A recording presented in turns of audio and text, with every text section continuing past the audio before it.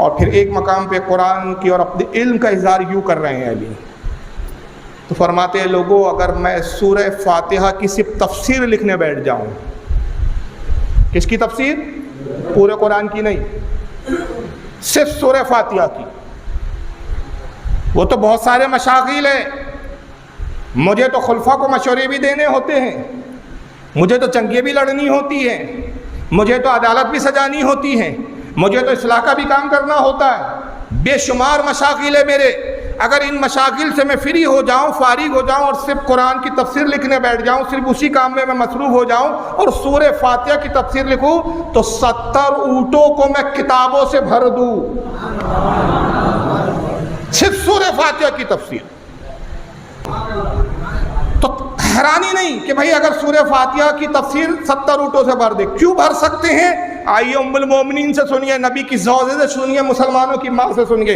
ان ام سلمہ رضی اللہ تعالی عنہا قالت سمعت رسول اللہ صلی اللہ علیہ وسلم یقول، حضرت ام سلمہ کہتی ہے میں نے اللہ کے رسول صلی اللہ تعالی وسلم کو کہتے ہوئے سنا، علی مع القرآن والقرآن مع علی، کہ علی قرآن کے ساتھ ہے، قرآن علی کے ساتھ ہے، جہاں علی ہے وہاں قرآن ہے، اور جہاں قرآن ہے وہاں علی ہے، اور کتنا ساتھ ہے ایک دوسرے کو، نہ قرآن علی کو چھوڑنے کے لیے تیار، نہ علی قرآن کو چھوڑنے کے لیے۔ جب علی کی طرف دیکھا تو علی قرآن کے فضائل بتاتے ہوئے نظر آتے ہیں، اور جب قرآن کو دیکھا تو قرآن علی کے فضائل بتاتے ہوئے نظر آتے ہیں۔ اتنا گہرا تعلق کہ آقا کہہ رہے کتنے ساتھ میں، کتنے ساتھ میں، فرمایا لا یفترقان حتی یرید علی الحوض، یہ کبھی جدا نہیں ہوں گے علی اور قرآن، حتیٰ کہ یہ دونوں مجھ سے حوض کوثر پر ملاقات کرے گی۔ حوض کوثر تک قیامت تک ساتھ ہے، علی قرآن کے ساتھ، قرآن علی کے ساتھ۔ اس حدیث کو امام حاکم لائے ہیں المستدرک کے اندر، جلد نمبر 3 صفحہ 145، حدیث نمبر 4691، اور امام حاکم کہتے ہیں ھذا حدیث صحیح الاسناد، اس حدیث کی سند صحیح ہے۔ امام طبرانی المعجم الاوسط میں لاتے ہیں جلد 5 صفحہ 135، حدیث نمبر 488، امام حیثمی نے اس کو لکھا مجموع الزوائد جلد 9 صفحہ 129، حدیث نمبر 14766۔ یہی وجہ ہے کہ قرآن کتنا آسان تھا علی کی زبان پر، کیونکہ قرآن تو علی کے ساتھ، تعلیم قرآن کے ساتھ تھے۔ تو امام عبد الرحمن جامی رحمۃ اللہ علیہ فرماتے شواہد النبوت میں کہ علی کی زبان پہ اتنا قرآن آسان تھا کہ جب آپ سفر پہ نکلتے، گھوڑے پہ سوار ہوتے، سیدھا پیر رکاب میں رکھتے۔ رکاب سمجھتا ہے آپ کو؟ گھوڑا دیکھے ہوں گے وہ پیر لٹکانے کے لیے رہتے جس میں پیر ڈالے جاتے، اس کو رکاب کہتے۔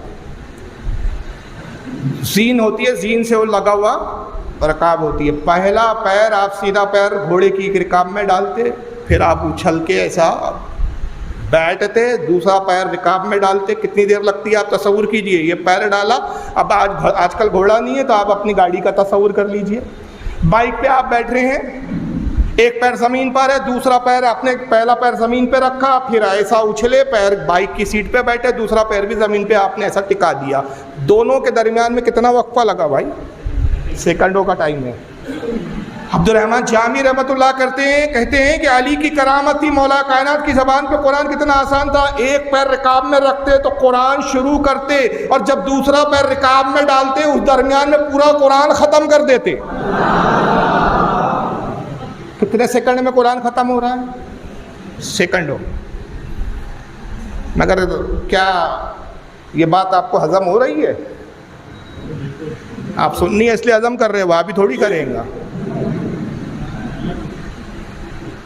تو ایک وہابی صاحب نے مجھ سے بمبئی میں اعتراض بھی کیا تھا جب میں نے روایت سنا دی، کہا کہ دیکھیے عبد الرحمن جامی تو ایک معتبر محدث نہیں ہے کوئی بہت بڑے، بخاری میں ہے کیا؟ بخاری میں ہے کیا یہ؟ میں نے کہا یہ کیا وحی آئی تھی کہ ہر حدیث بخاری میں ہی ہونا؟ اللہ کے نبی نے بولا تھا کہ بخاری میں رہے تو ماننا ورنہ مت ماننا۔ کیا رسول کے بعد امام بخاری تمہارے پیغمبر ہے کیا کہ بخاری میں ہونا؟ ارے بھائی فضیلت کی حدیث ہے، عظمت کی بات ہے، جس کتاب میں مل جائے اچھی بات ہے، لے لو۔ کہا نہیں صاحب دیکھیے اصل میں کیا ہے، بخاری میں ہوتا تو ہم تھوڑا بہت یقین کر بھی لیتے، لیکن آپ نے ایسی کتاب کا حوالہ دیا شواہد النبوت جو ہمارے نزدیک معتبر نہیں ہے، اور اس لیے نہیں ہے کہ یہ بات تھوڑی مبالغہ، حد درجے زیادہ مبالغہ لگ رہا ہے۔ ایک سورت کو اگر ختم کرنے کے لیے 1 منٹ بھی چاہیے تو 114 صورتیں ہیں تو کم سے کم 1 گھنٹہ 54 منٹ چاہیے، 1 گھنٹہ 54 منٹ چاہیے۔ یعنی حالانکہ ایک صورت 1 منٹ میں بھی ختم نہیں ہوتی، کیونکہ کئی صورتیں جیسے سورہ بقرہ تو 2.5 پارے کی ہے، یہ سورہ آل عمران بھی بڑی ہے، کئی صورتیں بہت بڑی بڑی ہے، جس میں سب سے بڑی تو سورہ بقرہ 2.5 پارے کی، تو وہی ہے۔ بالفرض اگر مان لے کہ ایک صورت 1 منٹ میں بھی ختم کی جائے تو 114 منٹ چاہیے 114 صورتوں کے لیے، اور 114 صورتوں کے 114 منٹ پکڑ لیں تو 1 گھنٹہ 54 منٹ ہوتے ہیں۔ گھوڑے پہ جب بیٹھے تو تمہیں تو 2-4 سیکنڈ کی بات ہوئی اور آپ کہہ رہے پورا قرآن ختم کر دیتے، یہ کیسا ہوا؟ میں نے کہا چلو آپ نے بخاری کہا نا، تب بخاری سے سن لو۔ امام بخاری رحمۃ اللہ علیہ کتاب الانبیاء میں لائے یہ حدیث، باب ہے قولہ تعالی وآتینا داؤد زبورا، حدیث نمبر 3417، اور اس کو امام احمد ابن حنبل نے بھی اپنی المسند الاحمد میں لکھا، حدیث نمبر 8160۔ امام بخاری رحمۃ اللہ علیہ حضرت ابو ہریرہ رضی اللہ تعالیٰ سے روایت کرتے ہیں کہ ابو ہریرہ کہتے ہیں کہ اللہ کے نبی نے فرمایا کہ حضرت داؤد علیہ السلام جب سفر پہ جانے کا ارادہ کرتے تو گھوڑے پہ زین رکھتے، بیٹھنے کے لیے جو زین ہوتی نا، اور اس کا پٹا باندھتے، جب پٹے کو پکڑتے تو آپ زبور کو پڑھنا شروع کرتے، اور جب پٹا باندھ چکے ہوتے تو اتنے درمیان میں زبور ختم کر دیتے۔ تو بھائی یہ تو بخاری میں حضرت داؤد کے بارے میں آیا کہ زبور ختم کر دیتے تھے، تو جب بخاری کی حدیث میں داؤد کا آپ زبور ختم کرنا مان سکتے ہو تو علی کا قرآن ختم کرتے تھے، یہ ماننے میں آپ کو کون سا بخار آ رہا ہے؟ اب اگر چلو کوئی کہے ہم حدیث بھی نہیں مانتے، بھائی وقت آنے پہ یہ لوگ بخاری کا بھی انکار کر دیتے، تو قرآن کا تو انکار نہیں کروں گے نا۔ قرآن میں سورہ نمل آئی ہے، پارہ نمبر 19، پارہ 19 ہے سورہ نمل، آیت نمبر 37 سے لے کر 40 تک قرآن ایک واقعہ بیان کرتا ہے۔ واقعہ بڑا لمبا اور تفصیل کے ساتھ ہے، مختصر میں عرض کر رہا ہوں۔ سلیمان علیہ السلام اللہ کے نبی ہیں، ان کے زمانے میں ایک رانی ہے، ایک ملکہ ہے جس کا نام ہے ملکہ بلقیس۔ ایک ملک تھا، ملک سبا، وہاں وہ رہتی تھی اور سورج کی پوجا کرتی تھی، مشرک تھی پہلے۔ حضرت سلیمان علیہ السلام نے اس کو خط لکھا کہ تو اسلام قبول کرو، ایمان لا مجھ پر، میں اللہ کا نبی ہوں، اللہ پر ایمان لا، مجھ پر ایمان لا۔ بہرحال جب خط پہنچا تو وہ اپنے قافلوں کے ساتھ، اپنے سپاہیوں کے ساتھ حضرت سلیمان سے ملاقات کے لیے نکلتی ہے، کہتی ہے کہ میں حضرت سلیمان سے خود ملوں گی اور دیکھوں گی وہ نبی ہے کہ عام انسان ہے کہ عام بادشاہ ہے، میں خود امتحان لوں گی ان کا۔ ادھر حضرت سلیمان علیہ السلام کیا کرتے، اس کا ایک تخت تھا، تخت بلقیس جس کو کہا جاتا تھا۔ کتنا بڑا تخت تھا وہ؟ مفسرین کہتے ہیں کہ اس تخت کی چوڑائی 40 فٹ تھی، 40 گز تھی، 1 فٹ سے زیادہ ہوتا ہے گز، اور لمبائی اس کی 80 گز تھی۔ چوڑائی 40 فٹ 40 گز اور لمبائی۔ اس تخت پر وہ دربار بٹھاتی تھی اپنے خاص وزیروں کے ساتھ، اس تخت پہ بیٹھی، اس تخت میں ہیرے جواہرات جڑے ہوئے تھے، اور وہ تخت سونے کا بنا ہوا تھا، پورا تخت سونے کا تھا، نقاشیاں تھی اس میں ہیرے اور جواہرات اور قیمتی موتی کی، بڑا قیمتی تخت تھا وہ، اتنا قیمتی تخت اس وقت دنیا میں کسی کے پاس نہیں تھا۔ اور اس تخت کی حفاظت کے لیے کیا کیا گیا تھا، 7 کمرے بنائے تھے حضرت بلقیس نے، بعد میں ایمان لائی، ان کے نکاح بھی ہوا حضرت سلیمان علیہ السلام سے، لیکن ابھی کفر کی حالت میں۔ تخت کو کی حفاظت کے لیے 7 کمرے بنائے، بیچ میں تخت ہے، اس کے ارد گرد ایک کمرہ، پھر اس کے ارد گرد دوسرا کمرہ، پھر اس کے ارد گرد جیسے پیاز کے چھلکے ہوتے ہیں نا، ویسے ہر پرت در پرت کمرے ہیں، بیچ میں تخت ہے۔ اس تخت تک عام آدمی کی رسائی نہیں تھی۔ حضرت سلیمان جہاں تشریف فرما ہے، ملک سبا 900 میل کی دوری پر ہے وہاں سے۔ کتنے میل کی دوری؟ 900۔ یہاں سے بمبئی سے بھی زیادہ ہے، میرے خیال سے بمبئی 880 کلومیٹر کچھ ہے۔ کتنا؟ چلیے اب جو بھی ہے، کم ہے کہ زیادہ ہے؟ کم ہے، کم ہی ہے بہرحال۔ 900 میل، اچھا یہ تو کلومیٹر ہے، میل کلومیٹر سے زیادہ ہوتا ہے جی۔ تو 900 میل کی دوری پر ملک سبا، اور اللہ کے نبی سلیمان علیہ السلام، قرآن کہتا ہے کہ 900 میل کی دوری سے اس کے تخت کو دیکھ رہے ہیں، اور فرماتے کون ہے جو بلقیس کے میرے دربار میں آنے سے پہلے اس کا تخت لے آئے؟ کون ہے تم میں سے؟ درباریوں سے کہہ رہے ہیں۔ اب یہ حدیث تو نہیں ہے بھائی، قرآن ہے، قرآن کہتا ہے قالا عفرت من الجن انا آتیک بہ قبل ان تقوم من مقامک وانی علیہ لقوی امین۔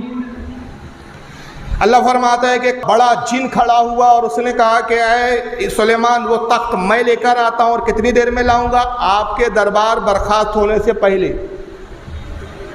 جب تک آپ اپنا دربار ختم کریں گے بس اس سے پہلے میں لے آؤں گا، اور اس لیے لے آؤں گا کہ بے شک میں قوت والا اور امین ہوں، امانت دار ہوں۔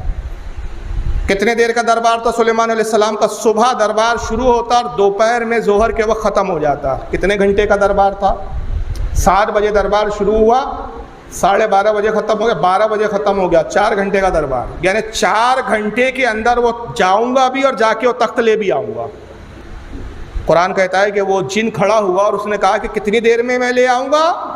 4 گھنٹے کے اندر، دربار برخاست ہونے سے پہلے جا کر آ بھی جاؤں گا۔ سلیمان علیہ السلام نے کہا نہیں، میں اس سے زیادہ کم وقت چاہتا ہوں، یہ زیادہ وقت ہے، اس سے کم وقت میں کوئی لے آ سکتا ہے؟ اب قرآن کہتا ہے قال الذی عنده علم من الکتاب یاتیک بہ قبل ان یرتد الیک طرفک۔ اللہ فرماتا ہے پھر وہ کھڑا ہوا جس کے پاس کتاب کا علم تھا، جو حضرت سلیمان علیہ السلام کے دربار کا ایک عالم تھا، وہ کھڑا ہوا اور اس نے کہا حضور میں آپ کے حضور وہ تخت لے آؤں گا۔ کتنے دیر میں لے آؤں گا؟ آپ کے پلک جھپکانے سے پہلے۔ اگر سائنس کی میں بات کروں تو 1 سیکنڈ کے اندر کتنی بار آپ پلک جھپکا سکتے ہیں؟ ذرا پوچھ لیجئے کسی سے، 1 سیکنڈ میں کتنی بار آپ پلک جھپکا؟ اگر 1 سیکنڈ میں 1 بار بھی آدمی جھپکائے، سیکنڈ سے بھی کم وقت لگتا ہے پلک جھپکانے میں آدمی کو، سیکنڈ سے بھی کم وقت لگتا ہے۔ یعنی وہ کہہ رہے کہ 1 سیکنڈ کے اندر لے آؤں گا میں۔ اور یہ کون تھے؟ آصف ابن برخیہ، جو حضرت سلیمان علیہ السلام کے خالہ زاد بھائی تھے، حضرت سلیمان کے دربار کے ایک سپاہی تھے، ان کے وزیر تھے، عالم تھے۔ انہوں نے کہا کہ اے سلیمان میں اتنی دیر میں تخت لے آؤں گا جتنی دیر میں آپ پلک جھپکا بھی نہیں پائیں گے، آپ کی پلک اٹھیں گی اور جب تک وہ آئیں گی اس سے پہلے تخت ہوں گا۔ حضرت سلیمان علیہ السلام مسکرائے، کہا کہ ٹھیک ہے۔ تو پھر قرآن کہتا ہے فَلَمَّا رَآهُ مُسْتَقِرًّا عِندَهُ، بس سلیمان نے اس تخت کو، ابھی بات ہو ہی رہی تھی، پلک جھپکی نہیں، اپنے پاس اس تخت کو پایا، اور جیسے تخت کو پایا قَالَ هَذَا مِنْ فَضْلِ رَبِّي، کہا یہ میرے رب کا فضل ہے کہ میرے غلاموں میں ایسے ایسے لوگ اللہ نے پیدا کیے۔ اب میں ایک چیز سناؤں گا نا تو آپ حیران رہ جائیں گے، 1 سیکنڈ بھی نہیں ہے، سیکنڈ کا بھی بہت تھوڑا حصہ، اتنے حصے میں حضرت آصف ابن برقیہ نے کیا کیا ہے؟ بلقیس کے ملک بھی پہنچ گئے،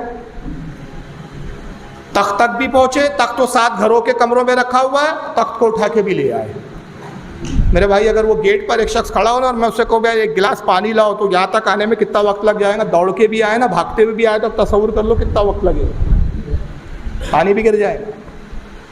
لیکن جب مفسرین یہ فرماتے تو بڑی حیران ہوتی ہے، وہ کہتے ہیں کہ جو تخت لانے گئے نا، اب اور حیرانی کی بات سنیے آصف ابن برقیہ کی، مفسرین لکھتے ہیں، حدیثوں کو کوٹ کرتے ہیں کہ وہ آسمان میں اڑ کے نہیں گئے، پلک جھپکا کے یہاں سے وہاں غائب ہو نہیں گئے، یہاں غائب ہوئے اور وہاں ظاہر ہو گئے، زمین کو چیرتے ہوئے گئے۔ عقل حیران ہے، جب عقل حیران ہوتی ہے اسی کو کرامت بولتے ہیں۔ میں نے کہا آصف ابن برقیہ کی کرامت قرآن میں موجود ہے، جو حضرت سلیمان کے خالہ زاد بھائی ہے اور علی تو رسول اللہ کے چچا زاد بھائی ہے، اتنے کم وقت میں اگر آصف ابن برقیہ جا کر تخت لا سکتے تو اتنے کم وقت میں علی قرآن کیوں نہیں پڑھ سکتے؟ بات اگر وقت کے تعین کی کر رہے ہیں تو اتنے کم وقت میں جانا اور آنا ممکن نہیں ہے۔ تو وہاں تو آپ نے مان لیا، اور اگر نہ مانو تو کیا ہوں گے تم؟ پھر گمراہ نہیں ہوں گے جناب، کافر، کیونکہ قرآن کا انکار کرنے والا سیدھا کافر ہوتا ہے۔ تو اب یہ ٹائمنگ کا جو لاجک لگاتے ہو نا بھائی، 1 سیکنڈ میں 1 منٹ میں اتنا تو اتنا ٹائم لگنا چاہیے، اتنا ٹائم لگنا چاہیے، تو اتنے کم وقت میں قرآن کیسے پڑھا جا سکتا ہے؟ تو ٹائمنگ کا لاجک یہاں بھی لگا اور اللہ پہ اعتراض کرو کہ اللہ یہ کیا لکھ دیا تو نے اپنے کلام میں؟ یہ کیسے ممکن ہے کہ 900 میل کی دور زمین پھاڑتے ہوئے ایک شخص چلا بھی جائے، وہاں سے تخت لے بھی آئے؟ تو ٹائمنگ سمیٹ دیا گیا تھا آصف ابن برقیہ کے لیے، وقت کو سمیٹ دیا گیا تھا۔ تو اسی طرح مولا کائنات جب تلاوت شروع کرتے وقت کو سمیٹ دیا جاتا تھا، اور یہ حضرت علی کی کرامت تھی۔ اگر تمہارے سمجھ میں آ جاتی تو پھر کرامت کہاں ہوتی، اور سمجھ میں آ جاتے تو پھر علی کہاں رہتے؟ سمجھ میں نہیں آتے اس لیے تو علی ہے وہ۔